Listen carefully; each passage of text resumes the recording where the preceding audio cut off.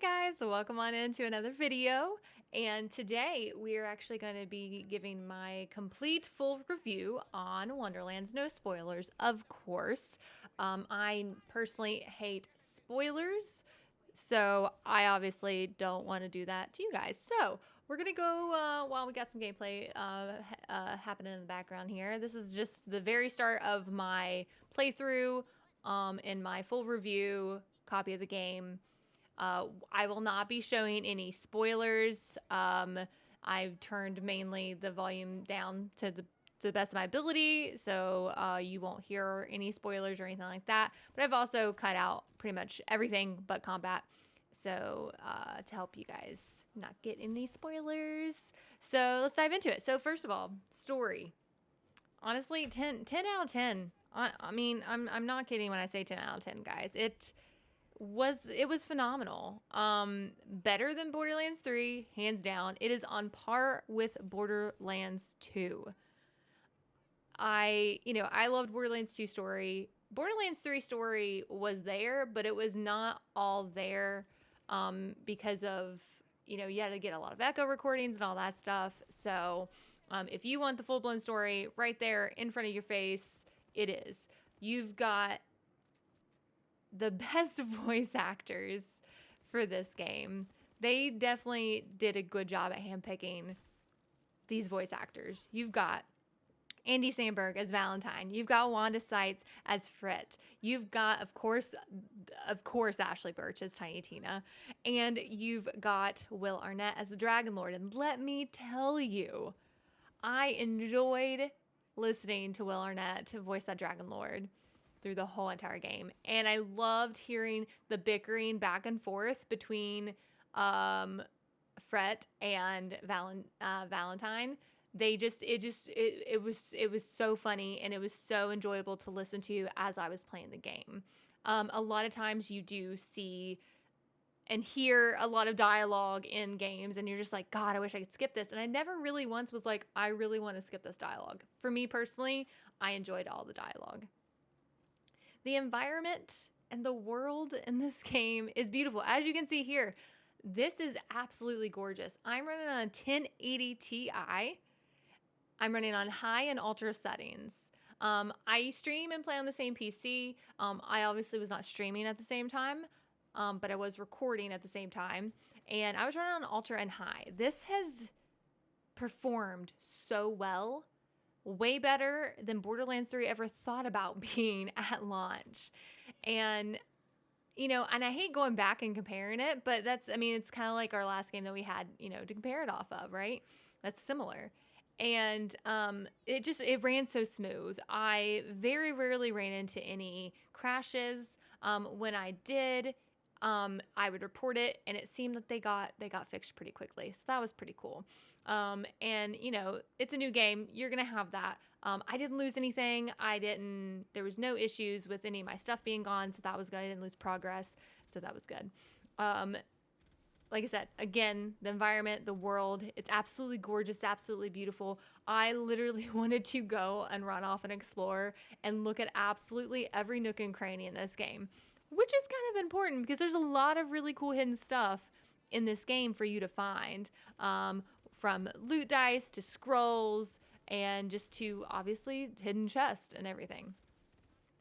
So the UI definitely needs some work in this game. It feels really, really weird on mouse and keyboard. And the map was kind of hard to navigate with mouse and keyboard. It kind of felt like they ported over like the controls from console into the UI and the map, unfortunately. There's definitely have some work, in my opinion, to do on the UI. Everything else feels really, really good though to me. I would say if you love an amazing story and you love good acting, this is by far one of the best in the series. It's right up on par with Borderlands 2. For me personally, Dragon Lord is like up on par with like Handsome Jack. Obviously, nobody can beat Handsome Jack, but he really is. He is on par with Handsome Jack, in my opinion. He it was so good. I loved to hate him. It was awesome. So the big thing is take your time, have fun in this game. Like I said, there's lots of things to find. There's lots of things to explore. And it matters in this game. You do get buffs and percentage increases by finding things in the game. That's all I'm gonna say about that. But it's definitely worth your while to explore, look around, and find things in the game.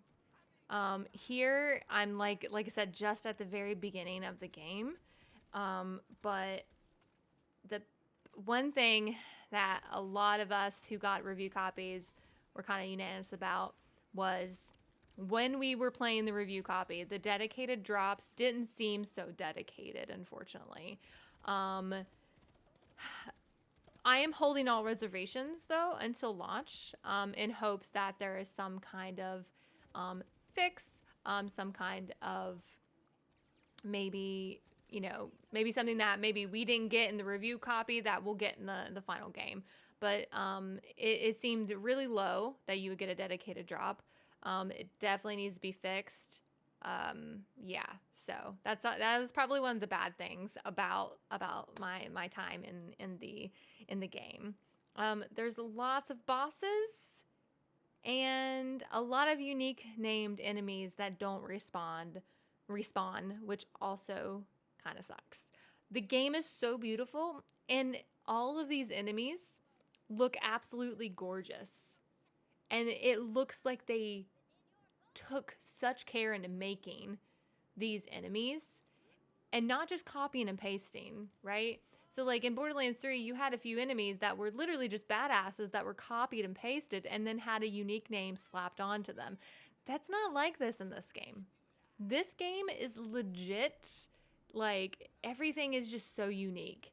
The movements of the enemies, of the bosses, feel super nice. But to me, like, I want to go back and fight this guy right here. I can't recall if he is one of the ones that don't respawn. Most likely not, because he is still kind of in that beginning area. But like, either way, I would love to still go back and farm this guy. I would still love to have a reason to go back through these environments to then farm, kill enemies, so on and so forth. So moving on, we have the Overworld.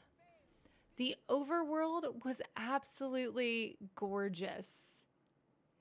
It was a top-down tabletop style where you can see things in the distance, where like you can see that there's books stacked outside the edges of the board. You can, you'll see here in a second, you saw that there's a soda can that's overturned. You see bottle caps laying across. You see all kinds of like fun things. Cheetos, there's the soda can, there's a dice in the Orange River there. It's gorgeous. And to me, they did this so well. And I was really concerned about this because I've never truly played a game with an overworld, and I absolutely fell in love with the overworld personally. It felt so good.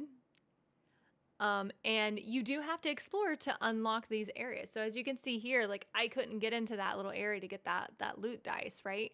So I had to obviously go and find what I needed to do to be able to break that tree branch. So it pays to also go ahead and explore, except me here, I decided, oh, I wonder if I can, just jump right off. No, you can't. Just so don't try it. Or you can if you think that, you might be able to fly. So it was beautiful. It was gorgeous. I absolutely loved it. It was a Pokemon style tall grass scenario, as you'll see coming up, which if you're old like me, I played Pokemon Red when it was like first released, and any of the Pokemon games after. You see here, we have an encounter, we have an enemy coming at us. You can dodge, you can run away from them. You can also melee them to counteract the encounter. I'm not going to show the encounter because I want that to be a surprise for you guys for when you first go in. So like I said, once we did that, we were able to break stuff, punch things, and that helps us progress in the overworld. There are side missions in the overworld, so do them. You will be able to find dice. You will be able to find shrine pieces. Shrine pieces allow you to get really cool buffs that you might need later on in the game. Who knows? But don't skimp on the exploring. Just don't. Just trust me. Explore, have fun, play the game obviously how you want to play the game.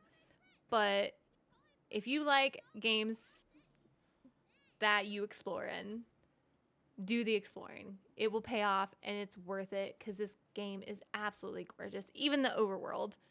And I fell again. Yes, don't judge me. I really wanted to try to get that bottle cap. But have fun and take your time. Like I said, the game is beautiful and you won't regret taking your time at this. And here is that shrine that I was talking so much about. So you can find all these shrine pieces to possibly be able to get a buff of some sort. Spoilers, I'm not going to tell you what it is. You'll have to figure it out for yourself. So next up, and last but not least, we're going to go ahead and talk about Chaos Chamber. Chaos Chamber, I did get a level 40 character. I did get to Chaos Chamber. Chaos Chamber is hands down the best in-game content that we've had at a launch. And this is truly in-game content.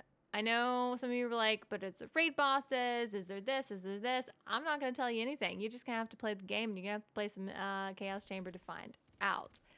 I personally really enjoyed Chaos Chamber, and it was hard. It was difficult. It's not, and some of it is not easy. But you get rewarded for it. I will say that you get rewarded, and you know, it's different every time because it's kind of like your choose your own adventure style game because you get to pick, you know, different choices to do different things. The big thing though, a lot of people unanimously said that they didn't like was the curses. So curses are kind of like modifiers from Borderlands 3. And the hard ones are the not so great modifiers from Borderlands 3. But you do get to pick and choose your modifiers. There's easy, there's medium, there's hard. But the harder the curses that you pick, the better the crystals you will get. And those crystals are going to be worth your while to get once you get to the loot chamber. So I highly recommend trying out all the curses. It's not going to hurt. I mean, it is going to hurt a little bit probably because, you know, you might die. But you know what? What's the fun if you don't take some risk, right? So there's a lot of great though there, because like I said, you can pick curses, or you can pick a different portal. It's pretty cool. So just, you know, choose your own adventure, whatever you think works, and go through an easy run. And then if you go, man, that was really easy, go through it again. Maybe pick a hard curse here and there and see what you think. Like I said, I'm not going to give you much more on that because I want you guys to experience it for yourself, and I want you guys to you know, enjoy it. I want you guys to enjoy it. So if you enjoyed the review, if you enjoy any other videos, I'd appreciate you go give them a like. Give this one a like, follow, subscribe, hit that little subscribe button down below. I'd appreciate it.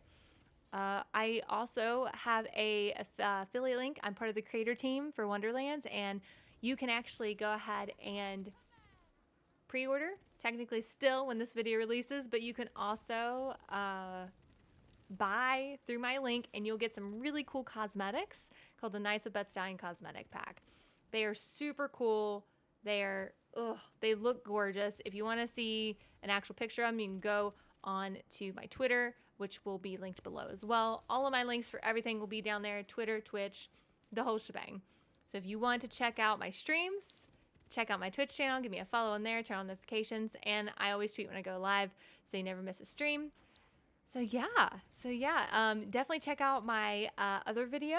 I will go ahead and have it as my latest video in the end credits, and you guys can go check that one out too, where I show you and go in full in detail in the customization character section at the very beginning and show you what my level 40 character looks like at the end. So thank you guys so much. I will see you guys next video. Have a wonderful day in the Wonderlands. Bye.